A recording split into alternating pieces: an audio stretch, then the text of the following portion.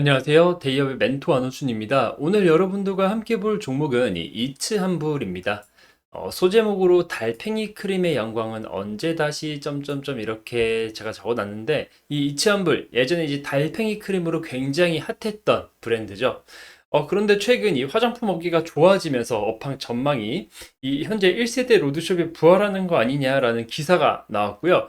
이 기사를 바탕으로 현재 실적과 앞으로의 주가 전망은 어떠한 게 있는지 그리고 리스크는 어떤 게 있는지 한번 알아보는 시간 갖도록 하겠습니다. 네, 이 기사는 이제 3월 8일 날 나온 기사인데 뭐 최근에 나온 기사죠. 뭐 반전 성공이라고 하면서 화장품 로드숍 해외에서 기회 찾았다 이렇게 이야기를 하는데 그 중에서 이 이츠한불 오늘 여러분들과 함께 이야기할 종목이 있어서 이 부분 같이 보여드리려고 하는데 지금 이츠한불이 전년 대비 영업이익이 67%가 증가를 했습니다. 사실 그동안 이 반전 성공이라는 말이 나올 만큼 이 1세대 로드숍 굉장히 어려웠는데, 네, 이츠한불 경우 이제 21년도 기사인데 이제 코로나가 한참인 시기였죠. 3년 새 매장 수가 380개에서 36개로 이츠한불 계열사 네오팜 반등키 될까 이런 기사가 나왔는데 우리가 주목해야 되는 거는 이 매장 수가 380개에서 36개가 됐다. 매장이 거의 90% 이상이 준 건데 이게 실적으로 어떻게 나타났었냐면 네, 과거 실적을 보겠습니다. 지금 21년도에 어떻게 보면 말씀드렸던 380개에서 36개로 90% 이상 매장이 줄었는데 이때입니다. 사실 말씀드린 대로 죄송합니다. 다시 체크해 드릴게요. 말씀드린 대로 이츠한불은 이 달팽이 크림으로 데이트를 쳤죠. 그래서 19년도 대비 21년도가 지금 뭐 매장 수가 뭐 엄청나게 줄었다라고 하는데 19년도까지만 해도 매출액이 2천억이 넘었습니다. 그리고 달팽이 크림이 유행했던 2014년도, 15년도 그 사드 보복이 있기 전까지 매출액이 5천억 수준이었습니다. 완전 K-뷰티 대장이라고 할 수 있을 정도로 굉장한 실적을 냈는데 이 과거의 영광을 뒤로하고 지금은 굉장히 초라한 상황이라고 볼 수 있는데 다만 뭐 고무적인 거는 23년도 매출 뭐 1392억 뭐 전년 대비 소폭 성장을 했지만 뭐 코로나 때에 비해서도 매출이 안 나오고 있는 상황이고 뭐 전년 어떻게 보면 과거 대비 계속해서 매출은 줄어들어 있는 상황이지만 이 영업이익단에서 어떻게 보면 21년도에 8억에서 22년도 48억 그리고 23년도 81억까지 지금 올라왔다는 부분, 이 영업이익이 올라왔다는 부분, 그리고 당기순이익은 어떻게 보면 뭐 최근 4개년 중에 2개년이 적자였지만 최근 당기순이익이 많이 올라온 부분, 이 부분을 조금 고무적으로 봐야 될 것 같고요. 이 부분 당기순이익이 줄었던 부분 21년도, 22년도 뭐 매출이 뭐 거의 1,300억, 1,400억인데 이 부분은 사실 말씀드린 같이 봤던 오프라인 매장을 폐점하면서 비용이 굉장히 많이 들어왔습니다. 그 부분에 대해서 비용을 썼던 부분인데 지금은 어떻게 보면 체질 개선이 된 거죠. 이제 화장품 같은 경우에는 뭐 저도 그렇고 여러분들도 그러겠지만 올리브영을 가서 사시잖아요.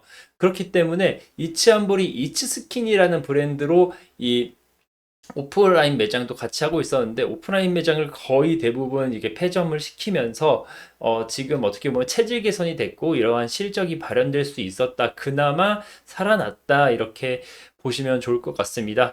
게다가 제가 이 재무에서 굉장히 좋게 보는 부분은 이 부채 비율인데 부채 비율이 6%입니다. 6%. 이거는 그냥 빚이 없다는 거죠. 어떻게 보면 지금처럼 고금리 상황에서 어떤 기업들은 이자 내느라 어떻게 보면 많이 벌어도 기업을 종속할 수 없을 만큼 이자 부담이 굉장히 많은 상황이고 이자 부채 비율도 막 200%, 300% 되는 기업들도 있는데 이자 비율, 부채 비율이 6%인 기업은 다시 한번 봐야 된다. 그리고 앞으로 이 어, 화장품 업계의 화두라고 할 수 있죠. 앞으로의 미국 진출, 그리고 이 중국 비중을 점점점 줄여가고, 어떻게 보면 이머징 국가인 동남아 국가로 진출을 할 때, 굉장히 이 비용적인 서포트가 될 수 있을 만한 부분이고, 지금 유보율이 3000%가 넘어갑니다. 이 또한 이 기업이 불황을 닥쳤을 때 이 기업을 살릴 수 있냐, 어떻게 보면 버틸 수 있는 근본이라고 할 수 있겠죠. 기업에 어떻게 보면 돈이 있다는 거는.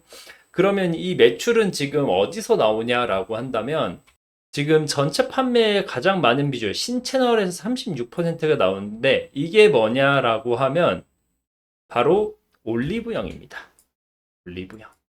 지금 이제 국내에서 30% 나오는 거는 지금 이거, 네, 국내에서 30% 나오는 거는 이거는 이제 면세점이라던가 아직 뭐 어떻게 보면 영업점, 이츠스킨 영업점을 모든 매장을 폐점한 건 아니기 때문에 면세랑 이렇게 소매 판매로 나오는 게 한 30% 정도 되고요. 뭐 글로벌에서 33%, 네, 그리고 말씀드린 신채널, 이 체질 변경이 있어서 어떻게 보면 굉장히 성공했다. 왜냐하면 전년 대비해가지고, 네, 올리브영 채널 이런 데 신채널은 늘었고, 추가적으로 제가 여기서 주의 깊게 보는 부분은 이 국내에도 뭐 전년은 27%였는데 어떻게 보면 비중이 올라갔고 이 금액 또한 올라갔습니다. 금액 또한 10% 거의 뭐 15% 정도 매출이 늘었는데 국내에서 이 부분은 면세가 가장 어떻게 보면 크리티컬했다고 볼 수 있겠습니다. 왜 그러냐면 이츠한볼이 이제 달팽이 클림으로 중국에서 굉장히 서프라이즈한 실적을 냈다고 했는데 과거에 아직까지 중국인들한테 이츠스킨은 괜찮은 브랜드로 각인이 되어 있습니다. 그런데 지금 23년도 2월 달에 보면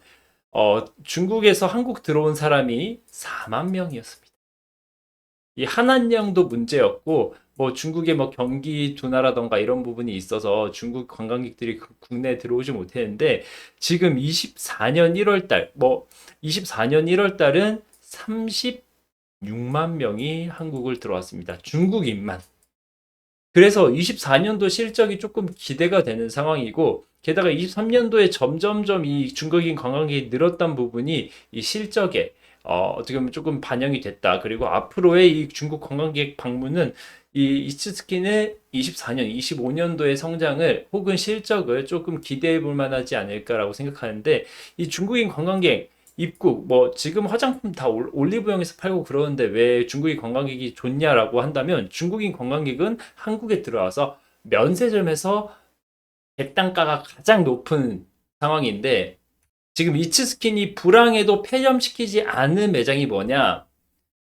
현대무역센터 면세점, 신라 아이파크 면세점, 호텔 신라 면세점, 신세계 면세점, 뭐 롯데호텔 면세점, 현대백화점 면세점. 네, 이렇게 전국적으로 어떻게 보면 소매 판매 매장도 조금 있지만 면세점은 엄청 어떻게 보면 끝까지 지금 유지를 하고 있기 때문에 중국인 관광객들이 들어와서 면세 쇼핑을 하게 되면 이거는 굉장히 어떻게 보면 이츠스킨이 조금 이제 불황의 터널을 지날 수 있는 그러한 모멘텀이 되지 않을까라고 생각이 듭니다. 그러면 현재 주가는 어떠한지 그리고 주가 전망은 어떠한지 한번 살펴볼 건데 네, 최근 2개년 정도의 주가 흐름입니다. 가지고 온 게 지금 22년도부터 그리고 23년 그리고 최근 24년 이렇게 가지고 왔는데 23년은 사실 뭐 중국인 관광객이 거의 들어오지 못했고 22년, 23년 실적이 거의 그냥 대동소이했었죠. 그렇기 때문에 주가가 뭐 이 정도의 박스 안에서 움직이는 부분은 뭐 어쩔 수 없는 상황이라고 볼 수 있겠지만 사실 22년도에 이렇게 주가 상승이 나왔던 부분은 이건 이제 중국에서 코로나 어떻게 보면 리오프닝 하겠다. 중국의 리오프닝의 어떻게 보면 호재에 입어서 국내 그 화장품 업체들이 다 이렇게 뭐 이 정도의 상승은 다 있었죠. 이때도 어떻게 보면 이츠 스킨 같은 경우에는 이츠한불 같은 경우에는 중국 매출 비중이 높았기 때문에 뭐 단기간에 뭐 2배 이상의 주가 상승이 있었지만 추후에 이게 지속이 될 거냐 그리고 한국과 중국의 그 글로벌 이 외교 문제가 있어서 이 어떻게 보면 조금 상승했던 부분을 네, 반납을 하고 주가의 그 횡보 혹은 조정이 조금 있었는데 이 이후 지금 이렇게 반등을 했던 부분은 23년도 8월 달, 7, 8월 달인데 이때 당시 어떤 이슈가 있었냐면 중국이 이제 단체 관광객을 허용하겠다라고 해서 어떻게 보면 단기간에 거의 뭐 2배 넘는 2배 정도의 주가 상승이 있었죠. 이렇게 이츠 한불 같은 경우에는 중국에 대한 기대감이 굉장히 높기 때문에 앞으로 이제 돌아오는 중국인 관광객이라던가 중국의 경기 회복 모멘텀이 조금 받쳐준다면 지금 사실 주가 레벨 자체가 워낙 낮아져 있고 사실 23년도 실적을 기점으로 너무 안 좋았던 이 장기간 불황 터널을 조금 빠져나온 건 아니냐라는 이런 어떻게 보면 분석이 있기 때문에 오는 24년 같은 경우에는 불황을 지나서 다시 한번 재성장하는 시기가 된다고 한다면 뭐 주가 또한 턴어라운드 할 수 있는 시기가 되지 않을까라고 생각합니다. 다만 다 이렇게 뭐 한 2년 뭐 단기적으로 볼 때 이때의 거래량이 이 매물대 해당 가격대 매물대를 만들어 놨기 때문에 뭐 매물대까지의 뭐 어떻게 보면 가격 상단은 조금 뭐 스페이스가 있는 상황이긴 하지만 이 부분을 조금 뚫어준다고 하면 추가 상승이 있을 수 있겠고, 이 매물대가 많은 벽 아래에서는 이렇게 주가 레벨이 낮아진 상황에서는 뭐 기대감도 낮기 때문에 이러한 그 전에 뭐 중국발 뉴스라던가 이 이츠스킨이 중국이 아닌 뭐 미국, 일본, 동남아 시장에 진출을 한다거나 이러한 이슈들이 있다고 하면 충분히 변동성이 나타날 수 있는 자리이기 때문에 제가 말씀드린 내용을 좀 참고하면서 뉴스를 보신다면 이츠한불 투자하실 때 혹은 화장품 업종 투자하실 때 조금 도움이 될 수 있을 거라고 판단이 됩니다. 뭐 물론 지금까지 드린 말씀은 100%제 주관이 담겨 있는 부분이기 때문에 뭐 사실 뭐 참고만 해주시고요. 앞으로 이츠 환불에 대해서 추가 이슈라던가 새로운 분석이 생긴다면 지금처럼 영상으로 여러분들께 방문할 예정이니 관심 가지고 지켜봐 주시면 대단히 감사하겠습니다. 오늘 이츠 환불 영상은 여기서 마무리하겠습니다. 감사합니다.